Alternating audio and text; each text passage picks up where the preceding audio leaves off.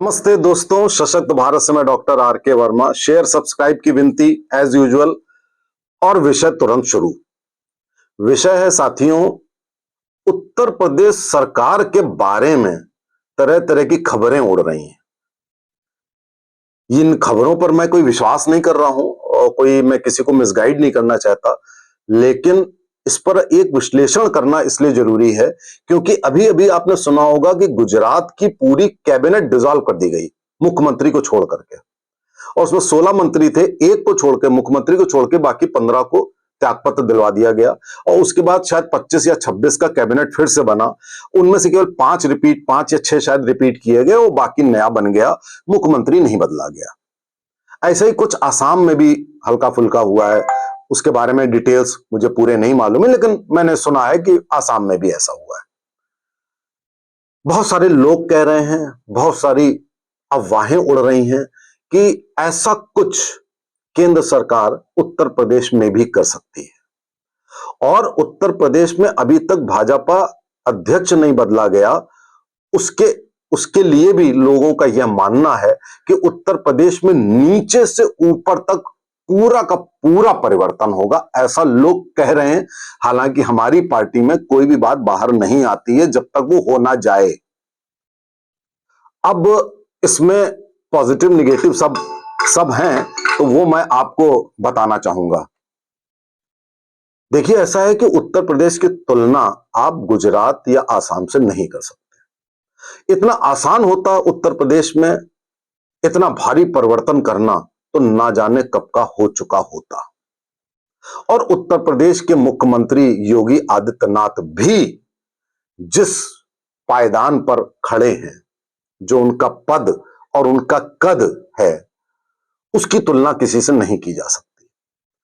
और जो उनका एक भगवा वस्त्र धारण किया हुआ अटायर है, जो उनकी जुबान है, जो उनका पोलराइज करने की टेक्निक है, ध्रुवीकरण आज की तारीख में पूरे भारत में सबसे बढ़िया तरीके से अगर कोई कर पाता है तो योगी आदित्यनाथ। आप कहेंगे ध्रुवीकरण करना अच्छी बात नहीं होती, तो मैं कहूंगा क्यों नहीं होती अच्छी बात।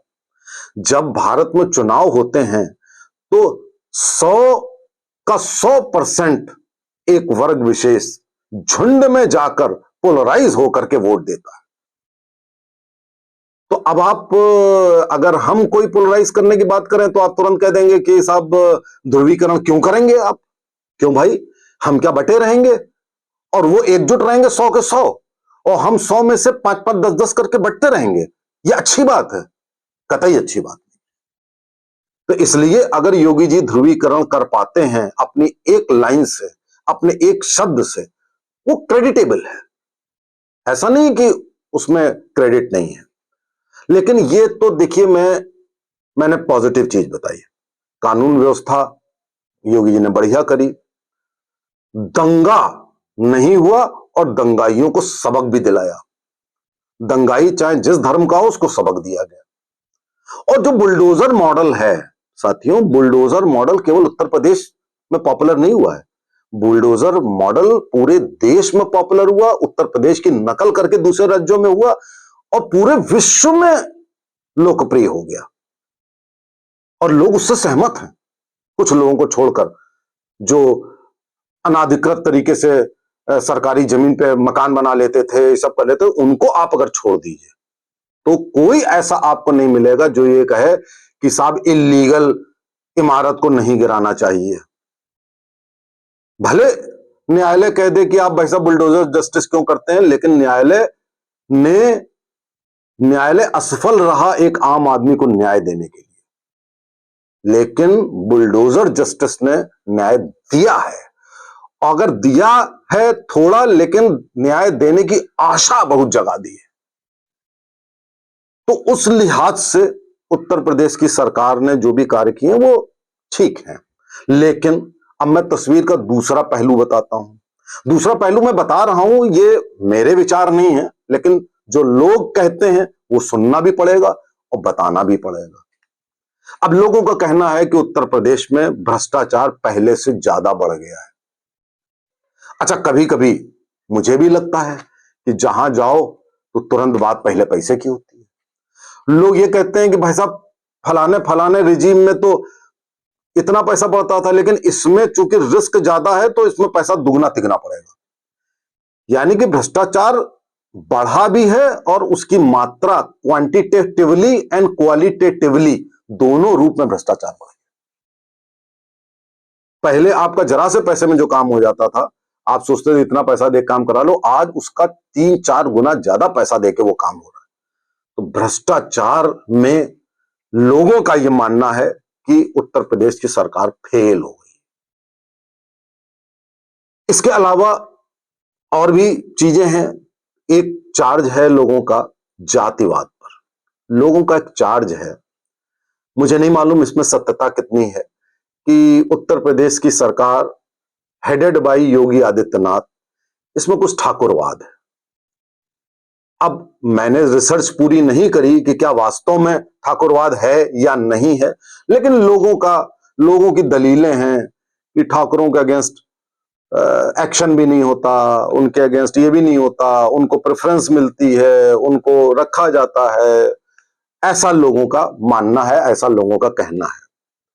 और लोग ये भी कह रहे हैं कि डिस्पाइट ऑफ द फैक्ट कि ये बात पिछले 6-7 साल से कही जा रही है कि ठाकुरवाद बहुत फैल गया है, लेकिन उसका अंत होना तो दूर, उसमें कमी भी नहीं आई, यानी कि वो यथावत जारी है। अच्छा, अब जातिवाद की बात होती है तो फिर ये भी लोग कहेंगे कि भाई आप टिकट देते वक्त कभी ओबीसी को देते हैं, कभी दलित को देते हैं, कोई सीट देनी होती कहीं उसको देते हैं, उसको देते हैं, ब्राह्मण को देना है, तो आप भी तो जातिवाद कर रहे हैं। क्या वो जातिवाद नहीं है?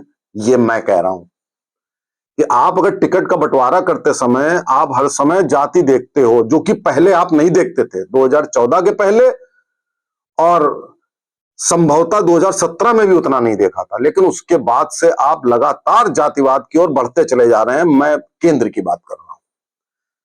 तो जब आप वो कंसीडर कर सकते हैं तो हो सकता है कि भाई उत्तर प्रदेश सरकार भी भाई किसी एक वर्ग को ज्यादा कर रही हो। अब उससे राजनीतिक लाभ होता है कि नहीं होता है, ये एक अलग प्रश्न है। इसके बाद तीसरा लोगों का चार्ज है कि गवर्नेंस सही नहीं है। गवर्नेंस सही ना होने का मतलब है कि जहां जहां जो जो मुस्तैदी होनी चाहिए, जैसे कि पुलिस प्रशासन एक मामले में तो ठीक है, बुलडोजर जस्टिस में, लेकिन बाकी मामलों में थानों में भ्रष्टाचार है, पुलिस किसी की सुनती नहीं, छोटे मोटे नेता की तो सुनती ही नहीं है। किसी भी व्यक्ति को पकड़ने के लिए जब तक उसे ऊपर से आदेश ना हो तब तक वो नहीं करती है। सरकारी कर्मचारी मनमानी करता है। तो यानी कि ये बात कही जाती है कि शासन प्रशासन बहुत ढीला है, किसी मंत्री की कोई बात सुनी ही नहीं जाती है।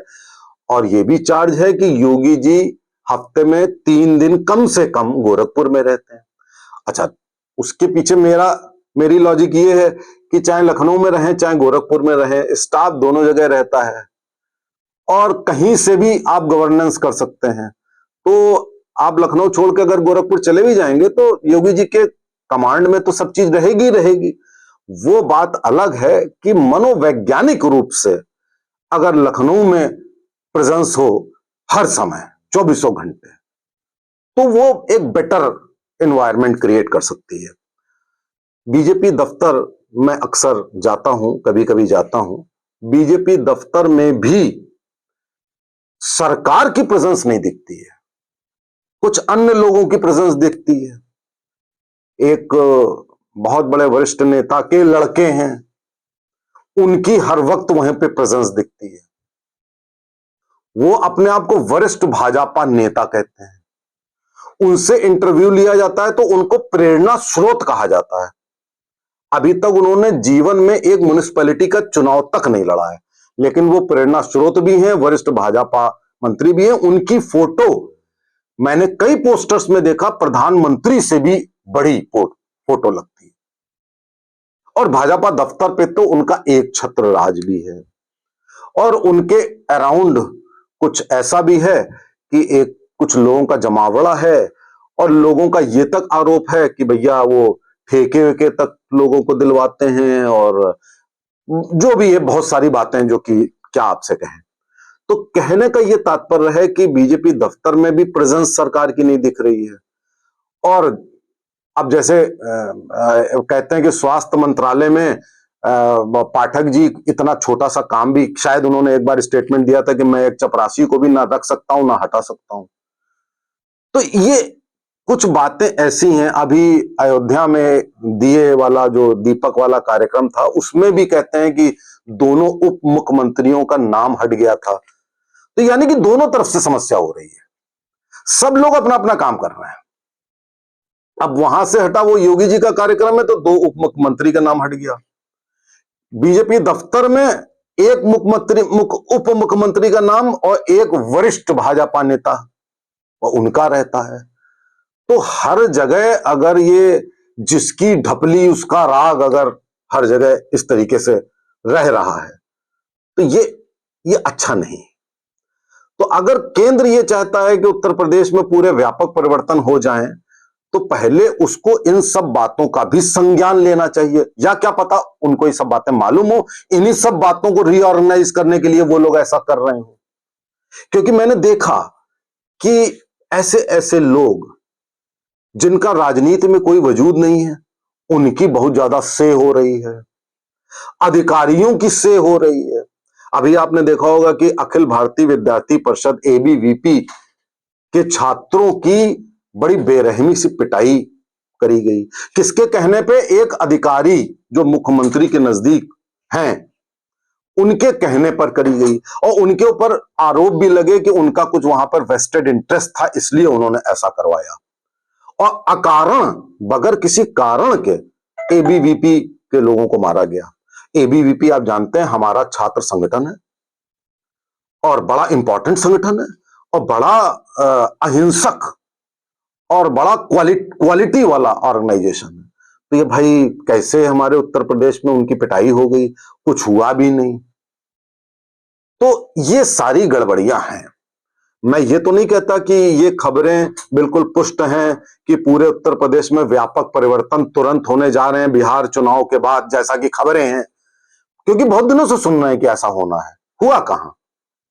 लेकिन एक उप मुख्यमंत्री जो है बार बार ऊपर मिलते रहते हैं, उनकी फोटो आती रहती है, वो क्यों मिलने जाते हैं मालूम नहीं। अब भाई शिष्टाचार की भेंट हर महीने होती होगी तो होती होगी, लेकिन सुनने में आ रहा है ऐसा कुछ हो रहा है। लेकिन केंद्र को भी सोच लेना चाहिए कि अगर आप कोई रिप्लेसमेंट लाते हैं तो वो रिप्लेसमेंट बहुत हाई क्वालिटी का अब होना चाहिए। मतलब भर का रिप्लेसमेंट से काम नहीं चलेगा, वो फिर ऐसा होना चाहिए डैशिंग डायनेमिक जैसे योगी जी हैं। और दूसरी बात, केंद्र को यह भी सोच लेना होगा कि हिंदुत्व के ब्रांड एम्बेसडर योगी जी हैं। और कुछ किया जा सकता है, उनको बुला के हिदायत दी जा सकती है कि आप भ्रष्टाचार के लिए कदम उठाइए, आप इसको करिए उसको करिए, लेकिन उसके पहले 10 बार सोचने की होती है। अगर नहीं सोचा तो कहीं आगे चल के मामला गड़बड़ा ना जाए। लेकिन कुछ ना कुछ तो सुगबुगाहट है। अब क्या होता है ये हमें आपको देखना है। हो सकता है हो सकता है ना हो। नमस्ते, जय हिंद, जय भारत।